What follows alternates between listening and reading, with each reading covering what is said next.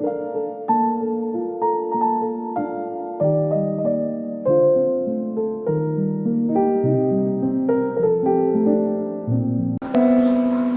کچھ دیر پہلے اسلام آباد کے ایک ہوٹل میں تھا جب اچانک اسے اپنے والد کی کال ملی۔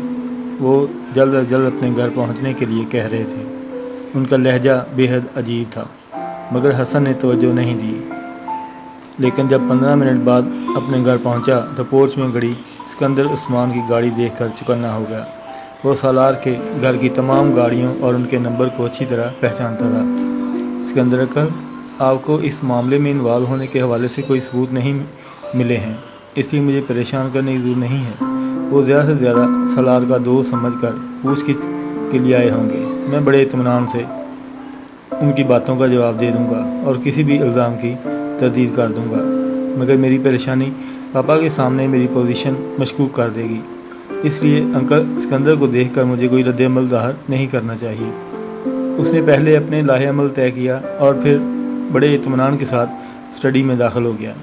اس کے والد قاسم فاروقی اور سکندر عثمان کافی پی رہے تھے، لیکن ان کے چہرے کے غیر معمولی سنجیدگی اور اضطراب وہ ایک لمحے میں بانپ گیا تھا۔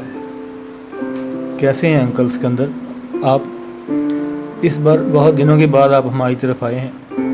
باوجود اس کے کہ سکندر یا قاسم نے اس کی ہیلو کا جواب نہیں دیا، حسن نے بہت بے تکلفی کا مظاہرہ کیا۔ اسے اس بار بھی جواب نہیں ملا۔ سکندر عثمان اسے غور سے دیکھ رہے تھے۔ بیٹھو، قاسم فاروقی نے قدرے درستی سے کہا۔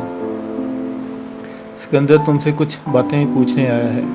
تمہیں ہر بات کا ٹھیک ٹھیک جواب دینا ہے۔ اگر تم نے جھوٹ بولا تو میں سکندر عثمان سے کہہ چکا ہوں کہ وہ تمہیں پولیس کے حوالے کر دے۔ میری طرف سے تم بھاڑ میں جاؤ، میں تمہیں کسی بھی طرح بچانے کی کوشش نہیں کروں گا۔ قاسم فاروقی نے اس کے بیٹھتے ہی بلا تمہید کہا۔ پاپا، آپ کیا کہہ رہے ہیں؟ میں آپ کی بات نہیں سمجھا۔ حسن نے حیرت کا مظاہرہ کیا، مگر اس کا دل دھڑکنے لگا۔ معاملہ اتنا سیدھا بھی نہیں تھا جتنا اس نے سمجھ لیا تھا۔ اوور سمارٹ بننے کی کوشش مت کرو سکندر، پوچھو اس سے کیا پوچھنا چاہتے ہو اور میں دیکھتا ہوں یہ کیسے جھوٹ بولتا ہے۔ امامہ کے ساتھ سالار کی شادی میں شرکت کی ہے تم نے؟ انکل، آپ کیا بات کر رہے ہیں؟ کون سی شادی؟ کیسی شادی؟ حسن نے مزید حیرت کا مظاہرہ کیا۔ وہی شادی جو میری عدم موجودگی میں میرے گھر پر ہوئی، جس کے لیے امامہ کو پیپر بھجوائے گئے تھے۔ پلیز انکل، آپ مجھ پر الزام لگا رہے ہیں۔ آپ کے گھر میں ضرور آتا جاتا ہوں، مگر مجھے سالار کی کسی شادی کے بارے میں کچھ نہیں پتہ، اور نہ ہی میری معلومات کے مطابق اس نے شادی کی ہے۔ مجھے تو اس لڑکی کا بھی نہیں پتہ جس کا آپ نام لے رہے ہیں۔ ہو سکتا ہے سالار کی کسی لڑکی کے ساتھ انوالومنٹ ہو، مگر میں اس کے بارے میں نہیں جانتا۔ وہ ہر بات مجھے بتاتا بھی نہیں ہے۔ سکندر عثمان اور قاسم فاروقی خاموشی سے اس کی بات سنتے رہے۔ وہ خاموش ہوا تو سکندر عثمان نے اسے اپنا سامنے پڑا ہوا ایک لفافہ اٹھایا اور اس میں موجود چند کاغذات نکال کر اس کے سامنے رکھ دیے۔ حسن کا رنگ پہلی بار اترا۔ وہ امامہ اور سالار کا نکاح نامہ تھا۔ اس پر دیکھو، تمہارے ہی سگنیچر ہے نا؟ سکندر نے سرد لہجے میں پوچھا، مگر یہ سوال انہوں نے قاسم فاروقی کے سامنے نہ کیا ہوتا تو وہ ان دستخط کو اپنے دستخط ماننے سے ہی انکار کر دیتا، مگر اس وقت وہ ایسا نہیں کر سکتا تھا۔ یہ میرے سگنیچر ہیں، مگر میں نے نہیں کیے، اس نے ہکلاتے ہوئے کہا۔ پھر کس نے کیے ہیں؟ تمہارے فرشتوں نے یا سالار نے؟ قاسم فاروقی نے طنزیہ لہجے میں پوچھا۔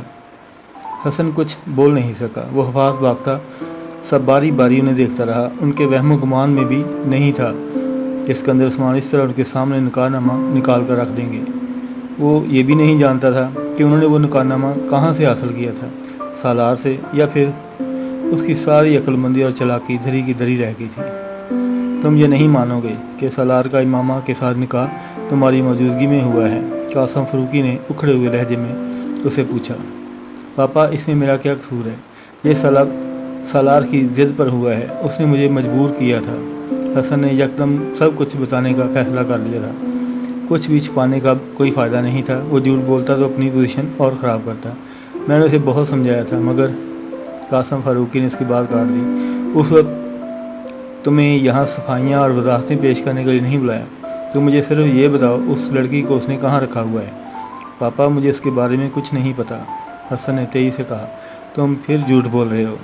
I am sorry, I swear पापा, मुझे कुछ नहीं पता। मैं उसे लाहौर छोड़ आया था। वो उसे लाहौर छोड़ आया था। ये झूठ तुमने किसी और से बोलना, मुझे सिर्फ सच बताओ। कासम फारूकी ने एक बार फिर इसी तंदू तेज़ लहजे में कहा। मैं झूठ नहीं बोल पा रहा पापा, हसन ने एहतिजाज किया। लाहौर कहाँ छोड़ कर आए थे? किसी सड़क पर, उसने कहा। वो खुद चली गई। तुम मुझे या सिकंदर को बेवकूफ़ समझ रहे हो? उसने इस लड़की से शादी की और फिर उसे एक लड़की को एक सड़क पर छोड़ दिया। बेवकूफ़ मत बनाओ हमें। कासम फारूकी भड़क उठे। मैं सच कह रहा हूँ पापा, उसने कम अज़ कम मुझसे यही कहा था कि वो उस लड़की को सड़क पर छोड़ आया था। तुमने उससे पूछा नहीं कि उस लड़की के साथ शादी क्यों की? और अगर उसे यही करना था तो? पापा, उसने ये शादी उस लड़की की मदद के लिए की थी। उसके घर वाले ज़बरदस्ती उसकी शादी किसी और लड़के से करना चाहते थे। वो नहीं करना चाहती थी। उसने सलार से रब्ता किया और मदद मांगी और सलार उसकी मदद पर तैयार हो गया। वो सिर्फ ये चाहती थी कि सलार वक्ती तौर पर उससे निकाह कर ले ताकि उसके वालिदैन ज़बरदस्ती उसकी शादी करना चाहें तो उसका निकाह बताकर उसे रोक सके। हसन अब सच्चाई पर पर्दा नहीं डाल सकता था। उसने पूरी बात बताने का फैसला किया और अगर ज़रूरत पड़े तो बेल्ट के ज़रिए उसको रिहाई दिलवा सके। मगर ये मोहब्बत वगैरह की शादी नहीं थी। वो लड़की वैसे भी किसी और लड़के को पसंद करती थी। आप इस निकाहनामे को देखें तो इसमें भी उसने तलाक का हक़ पहले ही ले लिया है ताकि ज़रूरत पड़ने पर वो सलार से रब्ता किए बगैर ही तलाक हासिल कर ले। बस, या कुछ और? कासम फारूकी ने उसे कहा। हसन कुछ नहीं बोला, खामोशी से उन्हें देखता रहा। मैं कदन तुम्हारी किसी बात पर यकीन नहीं करने को तैयार नहीं हूँ। तुमने बहुत अच्छी कहानी बनाई है, मगर मैं कोई बच्चा नहीं हूँ कि इस कहानी पर यकीन कर लूँ। तुम्हें अभी मामा तक पहुँचने में सिकंदर की मदद करनी है, कासम फारूकी ने कतई लहजे में कहा। पापा, मैं ये कैसे कर सकता हूँ? मुझे उसके बारे में कुछ पता ही नहीं है, हसन ने एहतिजाज किया। तुम ये कैसे करोगे ये तुम खुद जान सकते हो। मुझे सिर्फ ये बताना है कि तुम्हें क्या करना है। पापा प्लीज़, आप मुझ पर यकीन करें। मैं मामा के बारे में कुछ नहीं जानता। निकाह करवाने के अलावा मैंने और कुछ नहीं किया, हसन ने कहा।